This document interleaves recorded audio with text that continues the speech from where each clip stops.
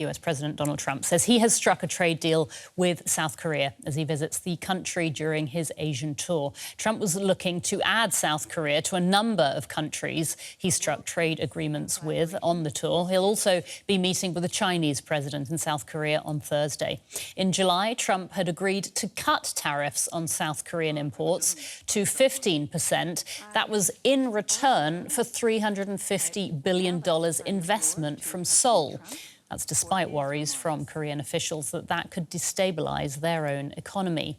But Trump gave no indication of the details of the agreement he said was pretty much finalized. We had a tremendous meeting today with South Korea. I think the meeting a lot was determined, very much determined, and we made our deal. We pretty much finalized a trade deal, and we discussed some other things having to do with national security, etc.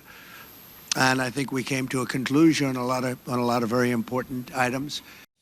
All right, let's talk about this with our correspondent Rik Glauert, who is in Gyeongju, where Donald Trump has been meeting with South Korean officials. Good to see you, Rik. Trump, we heard there, saying a trade deal has pretty much been finalized with South Korea, but it's been a bumpy road to get to this point, hasn't it?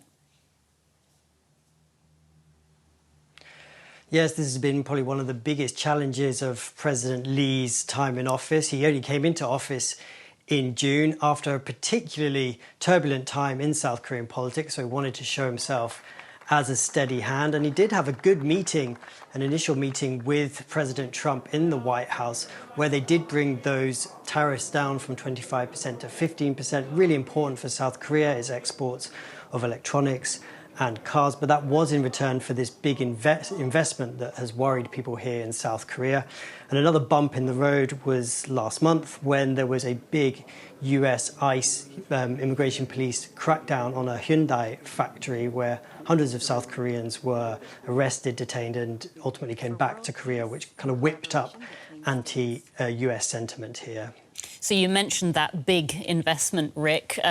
Trump pushing South Korea to invest $350 billion in the American economy. Is it for certain that he's going to be getting that investment from Seoul? Well, yeah, this number, this $350 billion US, is really where their negotiations got into a bit of a sticking point. South Korea said that it simply couldn't afford to spend that much. It didn't have the big US dollar reserves, that $350 billion would be 80% of their foreign reserves, and that they're in a different situation to Japan, where Trump made a similar deal.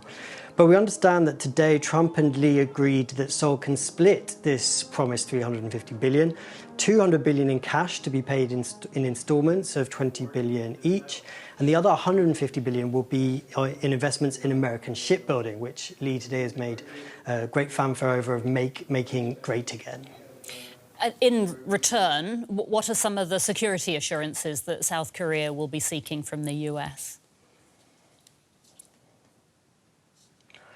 Well, of course, South Korea really does rely on the US as its a treaty ally. There's some 28,000 US soldiers here in South Korea, deterring North Korea from doing anything nasty. Interestingly, today, South Korea asked Trump for permission to allow them access to nuclear materials so that they could start making nuclear-propelled submarines. Lee has been very much flagging Trump as a peacemaker on this trip. He made great fanfare of giving him a very big honour, saying that he could bring peace to the peninsula.